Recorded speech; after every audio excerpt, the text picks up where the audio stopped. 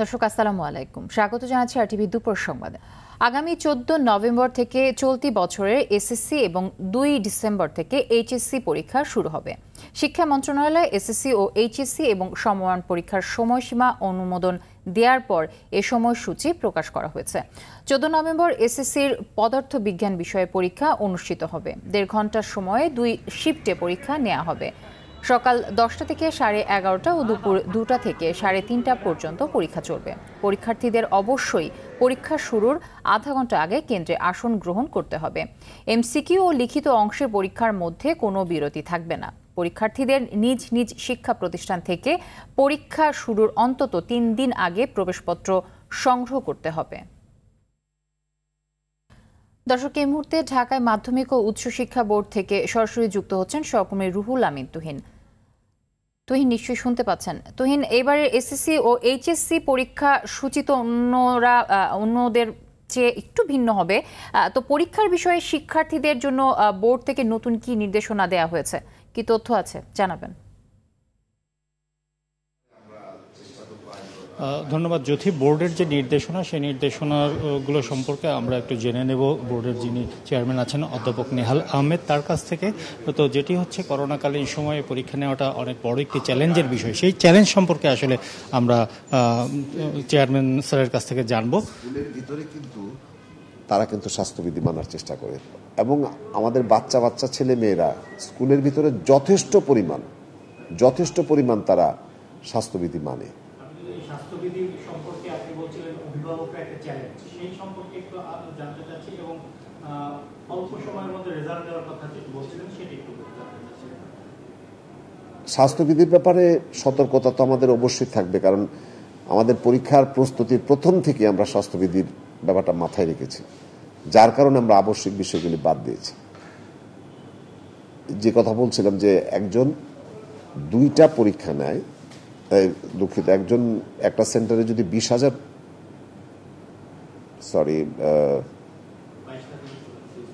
একটা সেন্টারে যদি 2,000 পরীক্ষার্থী থাকে, যদি আবশ্যিক বিষয়গুলি থাকতো। আমার কি লাইভ হচ্ছে? সরি, আমি এত করছেন, আমি একটু সমস্যায় পড়ে যাচ্ছি। এক একজনের এক এক প্রশ্ন। হ্যাঁ, একটু সমস্যা হচ্ছে, একজন ঢুকছেন, একজন মানে এক একজনের এক এক ধরনের প্রশ্ন থাকলে তো। আচ্ছা, আমি যেটা বলছিলাম যে স্বাস্থ্যবিধির ব্যাপারটাই বলি। আমাদের প্রথম বিবেচনায় ছিল, যখন আমরা পরীক্ষা নেব চিন্তা করেছি, তখন থেকে আমাদের একটা চিন্তা ছিল ছাত্রছাত্রীরা যাতে এই করোনাকালে আবার আক্রান্ত না হয়। সে কারণে আমরা আবশ্যিক বিষয়, যেটাতে সব ছাত্ররা একসাথে উপস্থিত হওয়ার সুযোগ থাকে, ধরেন বাংলা, ইংরেজি, আইসিটি, আর্টসের, কমার্সের সবারই আছে, তাই সেইটা যদি হয় সব ছাত্ররা একই সাথে একই দিনে সেন্টারে চলে আসবে। তো এইটা আমরা চিন্তা করেছি যে যাতে ছাত্রদেরকে স্ক্যাটার করে ছড়িয়ে দেওয়া যায়, সেই জন্য আবশ্যিক বিষয়গুলি বাদ দিয়েছি আমরা।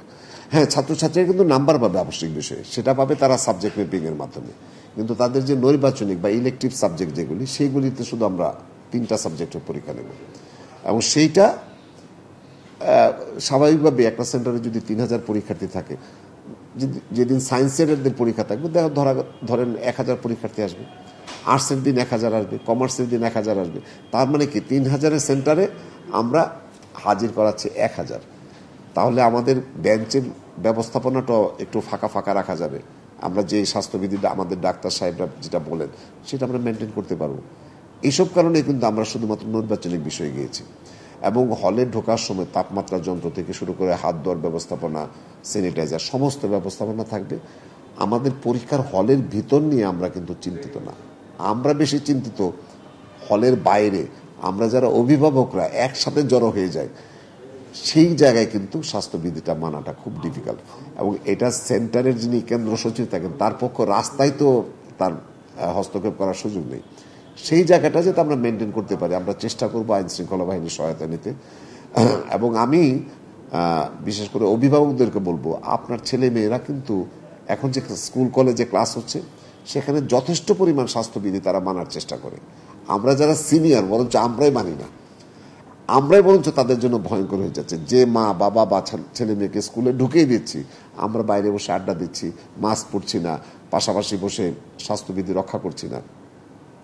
আপনার ছেলে মেয়ে যখন আবার বেরোচ্ছে, তার ভিতরে আপনি যদি আক্রান্ত হয়ে যান। ধন্যবাদ। তুহিনের মাধ্যমেই আমরা জানছিলাম ঢাকা বিশ্ববিদ্যালয়ের শিক্ষা বোর্ডের কার্যক্রম সম্পর্কে। করোনা পরিস্থিতির উন্নতি হওয়ায় দেশের বিশ্ববিদ্যালয়গুলো খুলে দেওয়ার প্রস্তুতি চলছে। আগামী 30 সেপ্টেম্বর একাডেমিক কাউন্সিলের মাধ্যমে রাজশাহী বিশ্ববিদ্যালয় হল ও ক্যাম্পাস খুলে দেওয়ার কথা রয়েছে। বিশ্ববিদ্যালয়ের ভারপ্রাপ্ত প্রক্টর লিয়াকত আলী জানান, দীর্ঘদিন অব্যবহৃত থাকায় শিক্ষার্থীদের জন্য হল ও টয়লেটগুলো নষ্ট হয়ে পড়ায় সেগুলোকে আবার ঠিক করা হচ্ছে। জাহাঙ্গীরনগর বিশ্ববিদ্যালয়ে শুরু হয়েছে বন্ধ ক্যাম্পাসের ঝোপ জঙ্গল কেটে ছেটে পরিচ্ছন্নতার কাজ। পরিষ্কার করা হচ্ছে বিশ্ববিদ্যালয়ের আবাসিক হল এবং ক্লাসরুম। বিশ্ববিদ্যালয়ে হ্যান্ড স্যানিটাইজার, মাস্ক ও তাপ পরিমাপক যন্ত্রের ব্যবস্থা করা হচ্ছে। শিক্ষার্থীদের টিকার বিষয়ে গুরুত্ব দেওয়া হচ্ছে। বাস করলে মশা মাছি এইগুলো ডেঙ্গু থেকে মুক্ত থাকবো, এইগুলো আবর্জনা পরিষ্কার করার জন্য সৌন্দর্য হয়ে যাবো। একটা কাজ করতেছি, দূরে টাকা পয়সা পাইতেছি, আমাকে দিনটা যাইতেছে। আর মনে হয় ক্যাম্পাস তো মনে করেন মেলা দিনটা বন্ধ, আমার কাজ কাম বন্ধ। দর্শক, বিশ্ববিদ্যালয় খোলার প্রস্তুতির খবর জানাতে বরিশাল থেকে এখন সরাসরি যুক্ত হচ্ছেন সহকর্মী আলী জসিম। জসিম, বরিশাল বিশ্ববিদ্যালয় খোলার অংশ হিসেবে সেখানে কি কি প্রস্তুতি দেখছেন, জানাবেন আমাদেরকে। বিশ্ববিদ্যালয়ের সকল প্রস্তুতি তারা সম্পন্ন করেছে। আগামী 4 অক্টোবর তারা হলগুলি খুলে দেবেন। তবে যারা 1 ডোজ টিকা দিয়েছেন তাদের সেই কার্ড দেখে তারপরে তাদেরকে হলে ওঠার ব্যবস্থা করবেন। আর এছাড়াও যারা এখনো নিবন্ধন করতে পারেনি তাদের নিবন্ধন কাজের প্রক্রিয়া চলছে। যাদের জন্ম নিবন্ধন নেই তাদেরকে, যাদের এনআইডি কার্ড নেই তাদেরকে জন্ম নিবন্ধনের মাধ্যমে সব করার প্রক্রিয়া চলছে। তিনি আমাকে আরো বলেছেন যে বিশ্ববিদ্যালয় অক্টোবরের 3য় সপ্তাহের দিকে খুলবে। তবে এখনো তাদের কত তারিখ খুলবে সেই তারিখ এখনো তারা নির্ধারণ করতে পারেনি। এখন এই মুহূর্তে একাডেমিক কাউন্সিলের মিটিং চলছে। আমার সাথে প্রক্টর মহোদয়ের ফোনে কথা হয়েছে। আর এছাড়া শিক্ষার্থীরা বিশ্ববিদ্যালয়ে আসছে, তারা এসে ঘুরে যাচ্ছে, তাদের একাডেমিকে যে কাজগুলি আছে অফিসিয়াল সেইগুলি তারা সেরে দিচ্ছে। আর তারা বলেছে যখন স্বাস্থ্যবিধি, যত সরকারি যত নিয়ম কানুন আছে স্বাস্থ্যবিধি এবং সব ব্যাপার সবকিছু মেনেই তারা বিশ্ববিদ্যালয় খুলবে। জ্যোতি, এই ছিল আমার কাছে সর্বশেষ তথ্য। জসিম, আপনাকে অসংখ্য ধন্যবাদ। দর্শক, বরিশাল থেকে জানাচ্ছিলেন আলী জসিম। সাভারে 20 সেপ্টেম্বরে ইউনিয়ন পরিষদের নির্বাচনে জেতার জন্য প্রতিপক্ষকে ফাঁসানোর উদ্দেশ্যে হত্যা করা হয় নিরপরাধ এক নারীকে। মাত্র 5,000 টাকার বিনিময়ে হত্যার শিকার হন পারুল বেগম নামের ওই নারী। হত্যার পর প্রতিপক্ষের এনআইডি কার্ডও রেখে আসা হয় পরিকল্পনা অনুযায়ী, তবুও শেষ রক্ষা হয়নি। রোববার এই ঘটনার মূল পরিকল্পনাকারীকে গ্রেফতার করে পিবিআই। দর্শক, বিস্তারিত দেখুন জুবার সানি রিপোর্টে। গেল 8 সেপ্টেম্বর ঢাকার সাভারের বক্তারপুরে খুন হন পারুল বেগম। সাভার থানা পুলিশ মামলাটি 11 দিন তদন্তের পর স্ব-উদ্যোগে মামলাটির তদন্ত শুরু করে পিবিআই। মরদেহের কাছ থেকে পাওয়া যায় বিল্লাল সর্দার নামে এক ব্যক্তির এনআইডি কার্ড, অথচ তিনি ঘটনাস্থলেই ছিলেন না। পরে গ্রেফতার করা হয় বিল্লাল সর্দারের রাজনৈতিক প্রতিপক্ষ হালিম হাওলাদারকে। গ্রেফতারের পর হালিম জানান, 20 সেপ্টেম্বরের ইউনিয়ন পরিষদ নির্বাচনে মেম্বার হিসেবে নিজে জয়ী হওয়ার জন্য প্রতিপক্ষ বিল্লাল সর্দারকে ফাঁসানোর পরিকল্পনা করেন।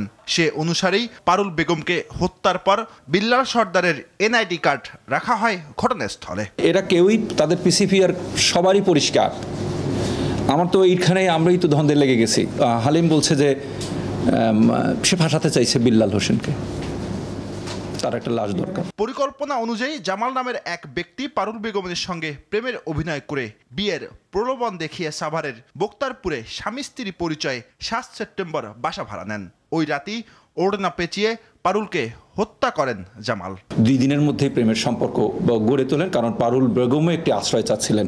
সেই আশ্রয়তে গিয়ে তারা এই দম্পতি বিয়ে করবেন মর্মে ঠিকঠাক করে তারা এই বাসাটি ভাড়া নিয়ে রাত্রে খেয়ে দিয়ে ঘুমিয়ে পড়েন এবং রাত্রে এই পারুলেবিক বয়মের একটি আকাশি রঙের ওড়না দিয়ে গলা চিপে হত্যা করে সে পিছন থেকে বেরিয়ে আসেন। হত্যার ঘটনায় 3 জনকে গ্রেফতার করেছে পিবিআই। তাহলে আরো 2টা খুন হতো। জুবায়ের সানি, RTV, ঢাকা।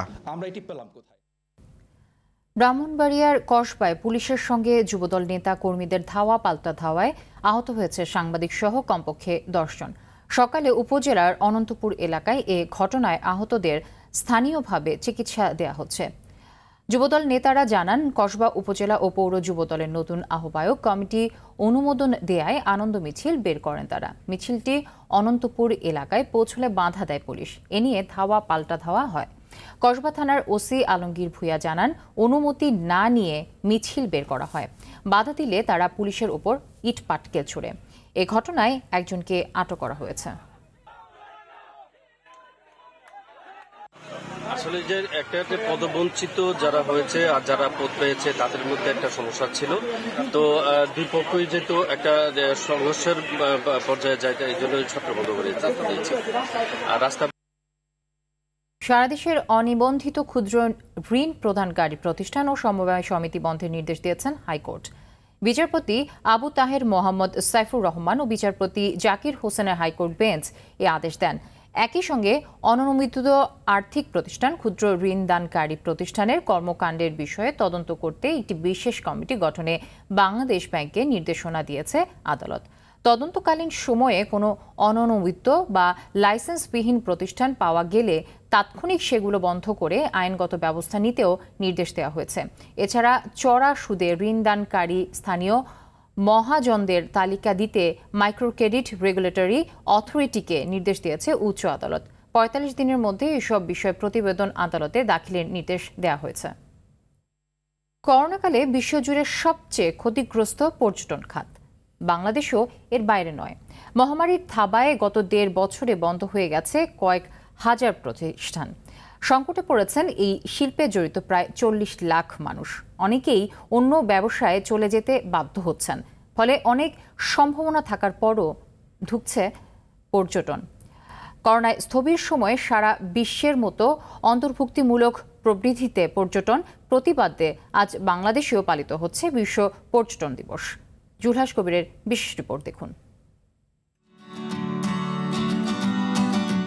এমন রহস্যে ঘেরা পাহাড়, উচ্ছল ঝর্ণা, দিগন্ত বিস্তৃত সমুদ্র, পর্যটক আকর্ষণে কি নেই এই ছোট্ট সোনার বাংলায়? ভ্রমণ পিপাসুদের মন ভরিয়ে দিতে প্রকৃতিও যেন সব উজাড় করে দিয়েছে এখানে।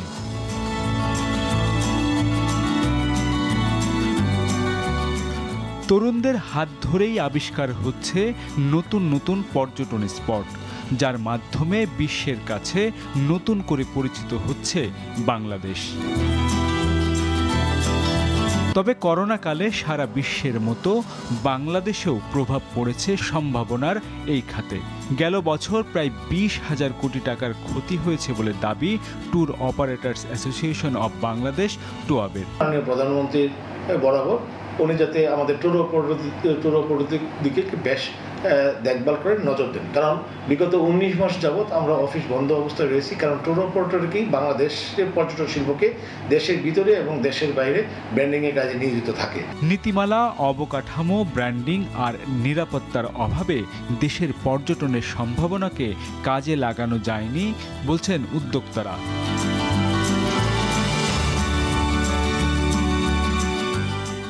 অন্তর্ভুক্তিমূলক প্রবৃদ্ধিতে পর্যটন এবারের প্রতিপাদ্য হলেও তা বাস্তবায়নে কতটা প্রস্তুত ট্যুরিজম বোর্ড? আমাদের যে কমিউনিটি বেসড ট্যুরিজম সেটাকে এগিয়ে নিয়ে যাওয়ার চেষ্টা করছি, আমাদের যে ইকো বেসড ট্যুরিজম সেটাকে এগিয়ে নিয়ে যাওয়ার চেষ্টা করছি। তো এই সব কাজগুলো করতে হলে আমাদের সুনির্দিষ্ট কতগুলো নীতিমালা বা গাইডলাইন থাকা দরকার। আমরা প্রায় ২৭টা গাইডলাইন তৈরি করার ব্যাপারে হাত দিয়েছি। ইনশাআল্লাহ এই গাইডলাইন গুলো হয়ে যাবে। আমরা এই ট্যুর অপারেটর এবং ট্যুর গাইড আইন 2021 এটা প্রণয়নের ব্যাপারে আমরা খুবই মনোযোগী হয়েছি। তারপরও অভ্যন্তরীণ পর্যটনকে এগিয়ে নিতে নানা পরিকল্পনা হাতে নিয়েছে সরকার। কক্সবাজার আর সমুদ্র কেন্দ্রিক পর্যটনে আটকে না থেকে হাওর, বাওর, বিল, নদী, গ্রামের সৌন্দর্য আর জনসংখ্যাকে প্রাধান্য দেওয়া জরুরি বলছেন বিশেষজ্ঞরা। জুলহাস কবির, RTV ঢাকা। দর্শক, পর্যটন খাতের খবর জানাতে রাঙামাটি থেকে সরাসরি যুক্ত হচ্ছেন সহকর্মী ইয়াসিন রানা সোহেল। রানা, রাঙামাটিতে পর্যটক সমাগম কেমন দেখছেন আজ, এবং করোনাকালের ক্ষতি কাটিয়ে উঠতে কি কি উদ্যোগ নেওয়া হয়েছে সেখানে জানাবেন বিষয়গুলো। জ্যোতি, সারা দেশে পর্যটন স্পট খুলে দেওয়ার পর রাঙামাটিতেও পর্যটকের আনাগোনা বেড়েছে। দেশের প্রত্যন্ত অঞ্চল থেকে প্রতিদিনই রাঙামাটিতে পর্যটকের আনাগোনা বাড়ছে। রাঙামাটির পলেল পার্ক, লাভ পয়েন্ট, বেড়াইনা, বরগাং সহ প্রত্যেকটি স্পটেই লোকজন দল বেঁধে ঘুরে বেড়াচ্ছেন। কেউ কেউ এশিয়াখ্যাত কাপ্তাই হ্রদেও নৌভ্রমণ করছেন, আবার অনেকেই ছুটে যাচ্ছেন জেলার প্রত্যন্ত উপজেলায় ছড়িয়ে ছিটিয়ে থাকা পাহাড়ি ঝর্ণাগুলোতে। পর্যটন ব্যবসায়ীরা পর্যটকদের স্পটে ঘোরার ক্ষেত্রে স্বাস্থ্যবিধি মানা এবং মাস্ক পরিধানের ক্ষেত্রে বারবার তাগাদা দিচ্ছে, কিন্তু মাস্ক পরে স্পটে ঘুরে বেড়ালেও শারীরিক যে দূরত্ব মানার ক্ষেত্রে বারবার সেই বিষয়টা উপেক্ষিতই রয়ে গেছে। পর্যটন ব্যবসায়ীরা জানিয়েছেন, বিগত দিনে তাদের যে ক্ষতি হয়েছে, পরিস্থিতি যদি এভাবে স্বাভাবিক থাকে তবে তাদের সেই ক্ষতি তারা পুষিয়ে উঠতে পারবেন। পর্যটন স্পটে ঘুরে বেড়ানোর ক্ষেত্রে পর্যটন ব্যবসায়ীরা বারবার শারীরিক দূরত্ব মানার ক্ষেত্রে, স্বাস্থ্যবিধি মানার ক্ষেত্রে বারবার তাগাদা দিয়ে যাচ্ছেন। জ্যোতি। সোহেল, আপনাকে অসংখ্য ধন্যবাদ। দর্শক, রাঙামাটি থেকে জানাচ্ছিলেন আমাদের সহকর্মী ইয়াসিন রানা সোহেল। মুজিব বর্ষের পর্যটন সম্প্রীতি ও উন্নয়ন স্লোগানে বিশ্ব পর্যটন দিবস উপলক্ষে এক বর্ণাঢ্য রিক্সা র্যালি আয়োজন করেছে tourist guide association of Bangladesh ও বাংলাদেশ ট্যুরিজম বোর্ড। র্যালিটি সকাল 8:30টায় রাজধানীর বারিধারা 4 নম্বর রোড থেকে শুরু হয়ে 12 নম্বর রোডে গিয়ে শেষ হয়। র্যালিতে বাংলাদেশ সরকারের অতিরিক্ত সচিব সেলিম রেজার উপস্থিতিতে দেশের দর্শনীয় স্থানসমূহ, গ্রাম বাংলার ঐতিহ্য ও সংস্কৃতির চিত্র তুলে ধরা হয়।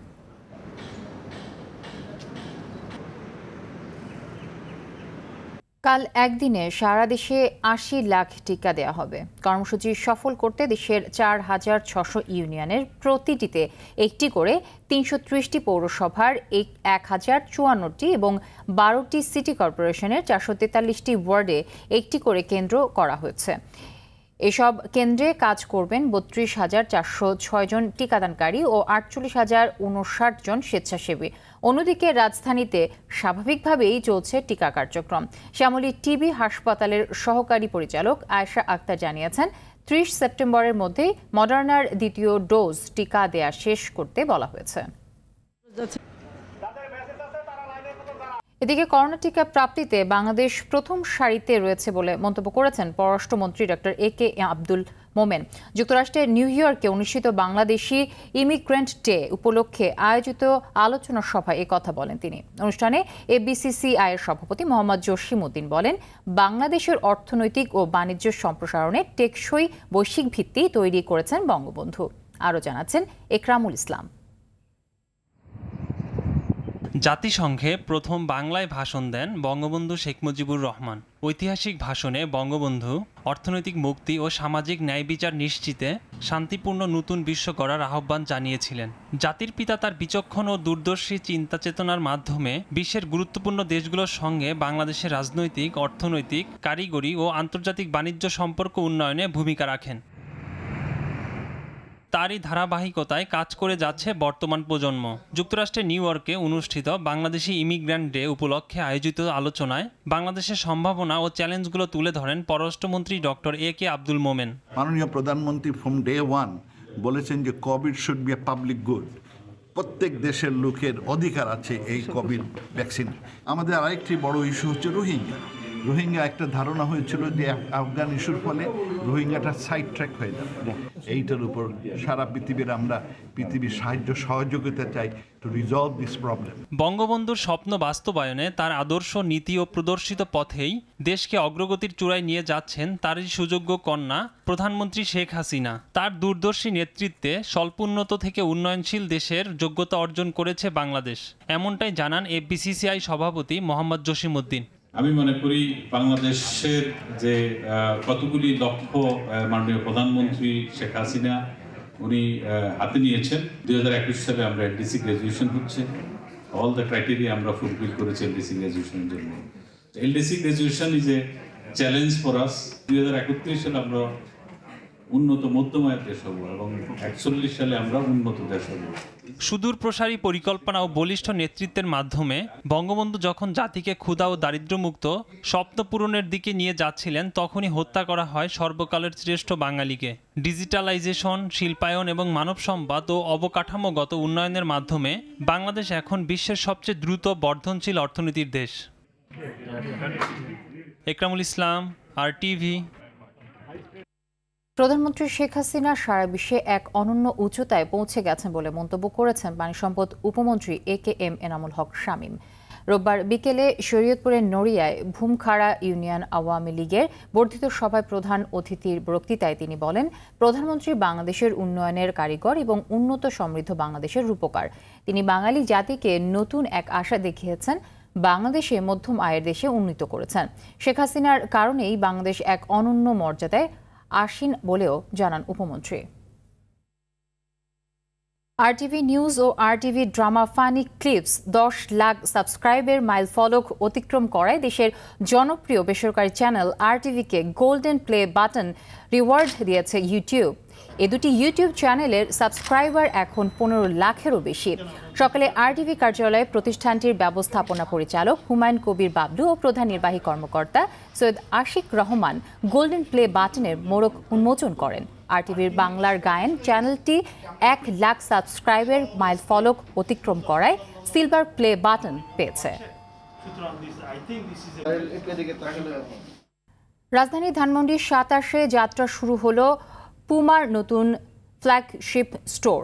বাংলাদেশে পুমার এক্সক্লুসিভ ফ্র্যাঞ্চাইজি পার্টনার DBL গ্রুপের হাত ধরে শুরু হয়েছে এই স্টোরটি। এই স্টোরে স্পোর্টস স্টাইল, রানিং, ট্রেনিং ও ফিটনেস লাইন আপের সব পণ্যই পাওয়া যাবে। এর মধ্যে নানা রকম জুতা, টি-শার্ট, পোলো শার্ট সহ রয়েছে সব ধরনের পণ্য। উদ্বোধনী অনুষ্ঠানে DBL গ্রুপের চেয়ারম্যান আব্দুল ওয়াহেদ ও ভাইস চেয়ারম্যান MA রকিব সহ সংশ্লিষ্টরা উপস্থিত ছিলেন। 2019 সালে রাজধানীর বনানী 11 নম্বরে ফ্ল্যাগশিপ স্টোরের মাধ্যমে বাংলাদেশে যাত্রা করে পুমা। ময়মনসিংহের ভালুকায় টাটা গাড়ির মালিকদের নিয়ে বন্ধু সুরক্ষা কর্মসূচি পালিত হয়েছে। রোববার নিটল নিলয় গ্রুপ ভালুকা এরিয়া অফিসের উদ্যোগে ভালুকা সরকারি কলেজে প্রাঙ্গণে এই কর্মসূচি পালন করা হয়। এতে করোনায় গাড়ি ব্যবসায় মন্দা ভাব কাটিয়ে ওঠা নিয়ে মতামত ও পরামর্শ জানতে মালিক চালকদের আলোচনা হয়। এ সময় নিটল নিলয় গ্রুপের চেয়ারম্যান আব্দুল মাতলুব আহমেদ ও ময়মনসিংহ 11 আসনের সংসদ সদস্য কাজিমুদ্দিন আহমেদ সহ সংশ্লিষ্টরা উপস্থিত ছিলেন। জার্মান সংসদ নির্বাচনের ভোট গ্রহণ শেষে সাময়িক ফলে দেখা যাচ্ছে মের্কেলের দল অল্প ব্যবধানে পিছিয়ে আছে। নির্বাচনের আগেই বিভিন্ন জনমত জরিপে হাড্ডাহাড্ডি লড়াইয়ের আভাস পাওয়া গিয়েছিল। স্থানীয় সময় রাতে প্রকাশিত সাময়িক ফলাফলে সোশ্যাল ডেমোক্রেটিক পার্টি SPD বিদায়ী চ্যান্সেলর অ্যাঙ্গেলা ম্যার্কেলের CDU-CSU দলের চেয়ে 1.2% ভোটে এগিয়ে আছে। এর আগে স্থানীয় সময় সন্ধ্যা 6টায় ভোট গ্রহণ শেষের পর প্রকাশিত বুথ ফেরত সমীক্ষার ফলাফলে দেখা গিয়েছিল CDU-CSU দলে ও SPD 25% করে ভোট পেতে যাচ্ছে। গ্রিন পার্টি পেতে যাচ্ছে 15% ভোট। 2017 সালে নির্বাচনের তুলনায় SPD প্রায় 4.5% ভোট বেশি পেয়েছে। গ্রিন পার্টির ভোট বেড়েছে 6% বেশি, আর চ্যান্সেলর মের্কেলের CDU দলের ভোট কমেছে প্রায় 8%। বাংলাদেশ ক্রিকেট বোর্ড BCBর নির্বাচন ঘিরে চলছে মনোনয়নপত্র জমা দেন। সকাল 10টা থেকে মিরপুরে BCB কার্যালয়ে এই কার্যক্রম শুরু হয়, চলবে বিকেল 4টা পর্যন্ত।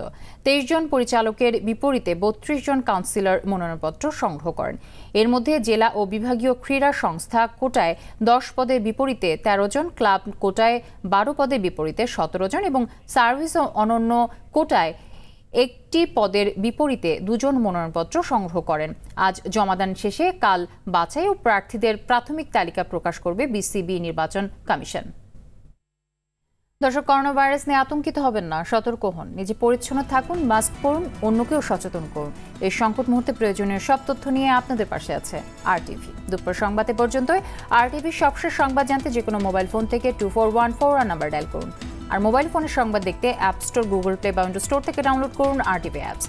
এছাড়া তাৎক্ষণিক ও বিনোদন সংবাদ জানতে বিশ্বের যে কোনো প্রান্ত থেকে ভিজিট করুন rtvonline.com, facebook.com/rtvonline এবং youtube.com/rtvdigitals। আর এখন থেকে RTV সব বিনোদনমূলক অনুষ্ঠান দেখতে পারবেন RTV প্লাসে। ধন্যবাদ সবাইকে।